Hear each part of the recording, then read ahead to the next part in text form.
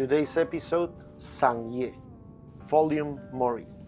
This is a really important leaf that is used in traditional Chinese medicine as a common herb to treat common cold.